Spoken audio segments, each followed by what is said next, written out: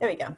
Again, I'm Angie Ceroli. My business is Green Health First. I'm one of Rachel Lynch's team, and I am recording today the class on insect repelling and pest control for Rachel's Thursday 1:30 classes. I always like to start my classes with this quote: "The first wealth is health," because we know that if we don't take care of ourselves, we can't be a caretaker for other people. And when we do take care of ourselves using our gifts of the earth and our natural resources, then we have great testimony to help people give grace to God. I want to ask this question for you as we think about and venture into discussion around insect repellents and components for pest control. Are you using natural resources to protect your skin, the largest organ in your body, or are you using synthetics? So when we look at insect repellents that are out on the market, many of them can contain a lot of toxins that we're not supposed to put on our skin. One named one is actually an abbreviation, DEET, D-E-E-T, for a long chemical compound that is toxic to our bodies. In fact, the instructions on many of the insect repellents out there indicate that you should spray it on your clothes and not on your skin. So I grew up with my parents putting it on me, and I, put it on me myself in later life, and then realized, as I was learning more about chemistry, as I did in my educational career, that there are lots of chemicals that we use in our everyday routines that are not healthy for us, not healthy for our bodies or our environment or even our mind.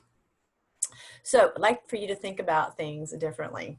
And we are going to focus on essential oils because that is where we have a plethora of documentation on the therapeutic properties of our plants to help us understand how they can help us. So what is an essential oil? It is the immune system of the plant. It is what helps keep the plant healthy. It's what helps get toxins out and impurities out, so the plant can thrive. And as you can see here, this is a picture of peppermint, and on the leaves, in the leaves of the peppermint, when you look at it microscopically, you'll see little oil sacs, and those are the essential oil, and those can be in different quantities for every plant, and they can be in different places.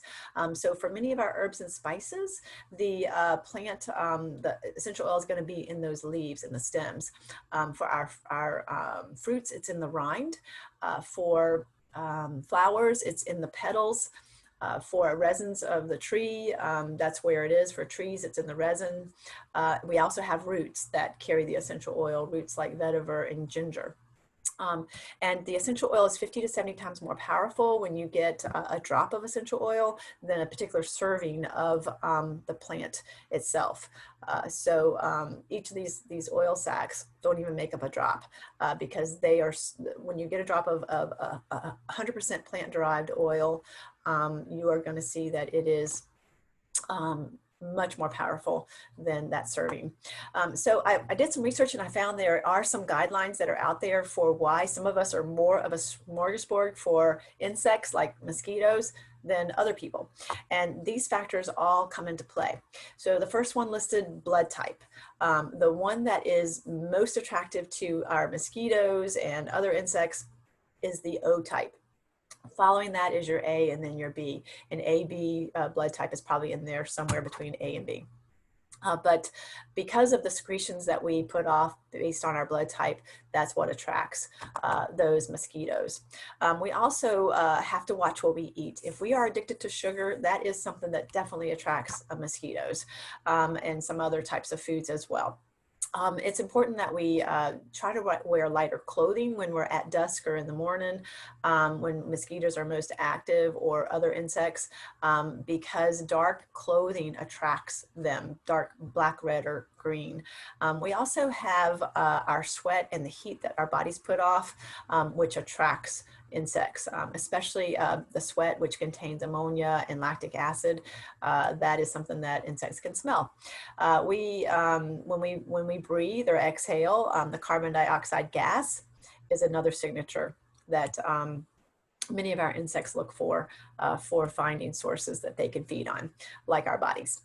I thought it was interesting that people, pregnant women, actually put off more carbon dioxide.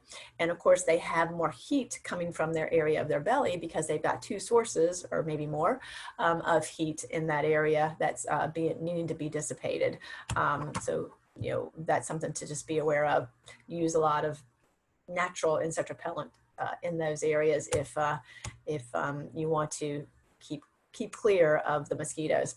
And then the last two things on here, bacteria and microbes. Of course, if you're like me and you love to wear flip-flops or go barefoot in the summer, that is a way that you're going to pick up more bacteria and microbes, because you're getting dirty, you're getting into the earth, and that's something that is also an attractive thing for our insects. Beer, I thought it was very interesting that came up, but we are seeing a lot more breweries popping up, just like everywhere you turn, it seems. So if you're out enjoying some nectar, just be sure when you're in the heat and you're enjoying those types of drinks that you have some insect repellent, so that you're not being enjoyed by something else. So we do have a proprietary blend that our company puts out, and it's called the Outdoor Blend, and you can see what's in it here. I also make my own blends that I use myself and also sell in my business with Green Health First. The proprietary blend contains, as you see here, many natural essential oils. Some are not in the form of an essential oil. We don't have them available actually to us to put in our own concoctions. But one thing I did want to point out is that there is data that's showing that catnip can be, or may be, just as effective as the DEET for insect repelling. We have lots of veterinarians in our groups with our company who use our essential oils, but there's also one that I like to follow, Melissa Shelton, who's out of the Midwest, who grows her own plants and makes her own products, and she uses catnip quite a bit for products that pets ingest, but also for insect repelling. So just wanted to point her out if you wanted to look up things, if you have pets that you're looking at. We're going to talk a little bit about pets as we go through the discussion here. So the proprietary blend, as I mentioned, we have a few things that are a signature that you may not know with respect to some of the components. Ylang ylang is the top component in the blend, and it has been used in the perfume world for many, many years, but it does have some insect repelling properties. And then Tamanu seed oil is not an essential oil that's available to us, but it actually, I thought, was very interesting, noted for sunscreen. Nootka wood oil, that also is another one that we don't have essential oil for, is noted for repelling fire ants. The Litzia, as you see here at the bottom, it's one of our newer ones in our essential oil inventory. But very refreshing and uplifting and soothing for the skin. And it has insect repelling properties. Cedarwood, of course, has been used through many different genres, especially with yoga and meditation, helping with calming and reducing anxiety and stress. But it's wonderful for its antiseptic, anti-infectious type properties, and then also insect repelling. The lemon eucalyptus, as you see over to the right, is another that has insecticidal type of benefits. It is another uplifting, cleansing, wonderful for the skin, helping with healing, especially if you've scratched bites or you have wounds or whatever. It can help with the scabbing and the healing of the scabs. So the blends that I make two different blends. I do use the proprietary blend. And then I also use lemongrass and citronella, and either spearmint or lavender. And my bug repellent is in a witch hazel base. I add coconut oil, and then I add the proprietary blend, and then the lemongrass, citronella, and or the lavender and the spearmint. So you can see that lemongrass and citronella have insect repellent properties that have been listed in our documentation. In fact, citronella is listed in our US directory as an insect repellent. So it's a wonderful, natural, safe, non-toxic type of agent that we can use. And I love the lemongrass because lemongrass is, I found for me, is very effective for keeping mosquitoes away. And the no-see-ums around the eyes as well. I usually spray my, my bug repellent in my hand and then spread on the different areas that are going to be exposed and possibly food for our insects. But lemongrass I especially love also because it has cramp and Charlie horse relieving properties. So if you've been out in the heat, say you've been at the beach, or you're just not hydrating a lot, and I always encourage you to hydrate. But if you think you're not as hydrated as you need to when you're going to bed, you might want to have the lemongrass on your nightstand, because just putting a couple drops on the bottom of your legs, on the feet, will help if you get those cramps in about 10 to 20 seconds. It'll help alleviate that cramping. Lavender is a wonderful soothing blend. It's great for the skin. It helps with soothing irritations, burns, stings, bites. I love it because of the antihistamine properties it brings. It was a brutal allergy season this season. I really suffered a lot, but I used my lemon lavender peppermint, had control for, within about 30 seconds for about 5 hours or so. And then I would have to redose, sometimes sooner, depending on if I was out in the elements or not. But I can't say enough for how many ways that lavender can help us in our everyday life and also with our environment. Spearmint is my favorite. I love the mints, and so that's the one that I choose to keep in my my blend that I always have with me for my insect repellent. I love the just the uplifting smell of spearmint, but you can see it has many other benefits, especially being hormone-like. I have to use agents to help with hormone balance frequently. So that's my blends that I use, and I thought it would be interesting to just see the infographic that we have on how citronella and lemongrass are sourced with our company. And you can see that citronella is sourced out of Indonesia, and that lemongrass is sourced out of India. And I thought it was interesting that both of these, the plant material needed to derive a 15 milliliter bottle of the essential oil is about the same, 3 to 3.5 pounds of plant material. And what I love about this company is their co-impact sourcing and mission to be able to help where we source these plants, all of those cultures live better, gain better skills, and also sustainability. So one of the things that's listed on this info sheet for lemongrass is that the distilled plant material, after the essential oil is brought out of it, that plant material is actually used as fuel to fuel the distillery. Brilliant. And you can see at the bottom here the other essential oils that blend well with both citronella and lemongrass. I encourage you to read more about how we source each of our essential oils, because we only source from where God put the plants and ensure that we're getting that chemical makeup that's in our medical literature and all of our documentation that shows those therapeutic properties, and not something that's been adulterated or GMO'd or spliced or hybrided. So these are some options here for helping with pest control. As I mentioned, we had a brutal allergy season. I know that the bugs are going to be bad this year because we just didn't get cold enough long enough. And I've already seen ants in and around my house. And you can see for many of the pests that are listed on this list that there's a common theme for many of them: peppermint. Peppermint is amazing. I use it for cooling myself, for hot flashes, but I use it for pain, for headaches, digestion.